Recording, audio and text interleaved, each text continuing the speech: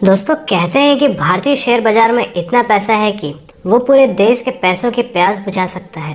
देखिए, ज़्यादातर लोग शेयर मार्केट को ठीक से समझते नहीं हैं और उसके बारे में बुरा भला कहने लगते हैं, जैसे कि शेयर बाजार एक जुआ सट्टा के जैसे है। इसमें बहुत रिस्क होता है, इसमें पैसा सिर्फ किस्मत वालों का ही बनता है। लेकिन ऐसा वही लोग कहते हैं जिन्हें इसके बारे में या तो सही जानकारी नहीं होती या वो किसी फिल्म को देखकर अपने से ही तर्क लगाना शुरू कर देते हैं। और वही कोविड-19 के बाद यंग लोगों में इसकी रुचि ज़्यादा दिखाई दी है, क्योंकि उस वक्त सभी के पास खाली समय था कुछ सीखने का, ऑनलाइन पैसा कमाने का। तो लोगों ने शेयर मार्केट की ओर अपनी रुचि दिखाई। पर कोविड के पहले तक कई लोगों को शायद ये भी नहीं पता था कि शेयर मार्केट होती क्या है। और कोविड के पहले हमारे इंडिया में मुश्किल से 10% लोग ही शेयर मार्केट में इन्वेस्ट करते थे, और वही यूएस में शेयर मार्केट में इन्वेस्ट करने वालों की संख्या 50% से भी ज़्यादा है। क्योंकि भारत में लोगों को जानकारी कम है और लोगों के मन में ये भरा पड़ा है कि ये एक सट्टा बाजार है, या कई लोग रिस्क नहीं लेना चाहते। लेकिन रिस्क तो आपके जीवन में हर दिन है।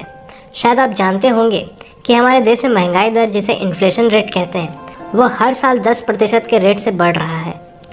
यानी कि आज जो वस्तु 100 रुपये की है वो अगले साल 110 रुपये की हो जाएगी। और पेट्रोल डीजल के दाम तो आप सब देख ही रहे हैं। अब आते हैं हम मेन पॉइंट पर कि शेयर मार्केट आखिर क्या होती है और काम कैसे करती है। दोस्तों, शेयर मार्केट का मतलब है हिस्सेदारी बाजार, जहाँ पर शेयर का मतलब होता है हिस्सेदारी और मार्केट का मतलब बाजार। जैसे हम बाजार जाकर सामान सब्जी वगैरह खरीदते हैं, वैसे ही शेयर बाजार में हम कंपनी के हिस्सेदारी को खरीदते और बेचते हैं। दोस्तों, अब बात करते हैं कि शेयर बाजार काम कैसे करती है। इससे पहले एक सिंपल एग्जाम्पल से समझते हैं। ये बिल्कुल आपके अपने बाजार जैसा ही है, या आप कह सकते हैं कि ये एक ऑक्शन मार्केट की तरह है। ऑक्शन मार्केट मतलब नीलामी बाजार, जहाँ कुछ यूनिक सामानों की नीलामी की जाती है और खरीदने वाला अपनी बोली लगाकर उस सामान को खरीद लेता है। अगर उस सामान की वैल्यू ज़्यादा है तो जिस इंसान की बोली सबसे ज़्यादा होगी वो सामान उसका हो जाएगा। दूसरे एग्जाम्पल में हम अपने सब्जी बाजार से समझते हैं। दोस्तों, ठंडी में अंडों की मांग ज़्यादा बढ़ जाती है, जिसे हम डिमांड कहते हैं। और वही गर्मियों में या कोई फेस्टिवल सीजन जैसे नवरात्रि, दिवाली के समय अंडों की कीमत सस्ती हो जाती है, क्योंकि इसकी मांग कोई नहीं करता और दुकानदारों के पास भी इसकी बहुत सी मात्रा पड़े रह जाती है।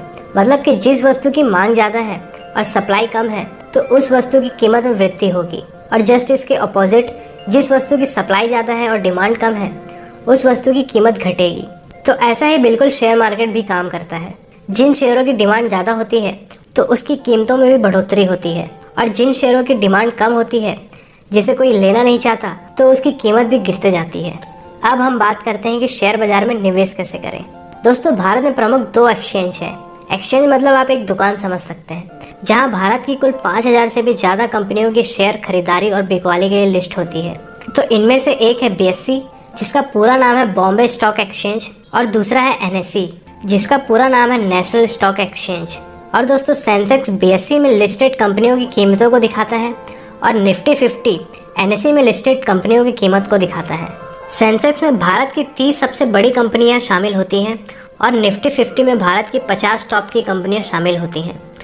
तो पहले के ज़माने में जब इंटरनेट उतनी नहीं थी, तब लोगों को शेयर खरीदने के लिए NSE BSE जाना पड़ता था। लेकिन आज सब प्रोसेस ऑनलाइन हो गया है। आप घर बैठे ही किसी भी कंपनी के शेयर खरीद सकते हैं, लेकिन इसके लिए आपको एक अकाउंट की ज़रूरत पड़ती है, जिसे डीमैट अकाउंट कहते हैं।